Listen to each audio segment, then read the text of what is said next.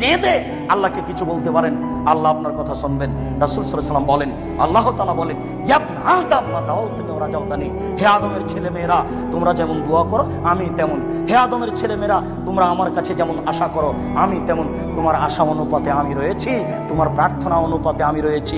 তুমি আমাকে যেমন বলো আমি তেমন রয়েছি, তুমি আমার উপরে যেমন আশা করো আমি তোমার আশা অনুযায়ী রয়েছি। আমি পরোয়া করি না তুমি কত বড় পাপী, আমি পরোয়া করি না তুমি কত বড় পাপী, আমি আল্লাহ পরোয়া করি না তুমি কত বড় পাপী।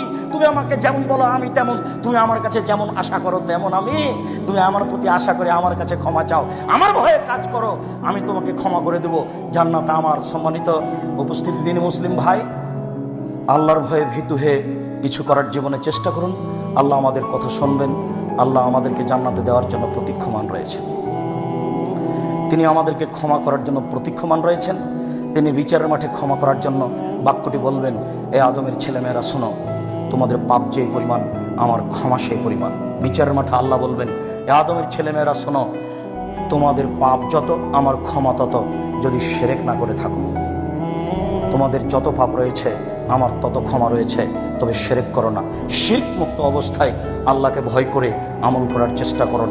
ইনশাআল্লাহ আল্লাহ আমাদের কবুল করবেন, আপনাদেরকে কবুল করবেন। আল্লাহ তুমি আমাদের কবুল করো, আল্লাহুম্মা আমিন।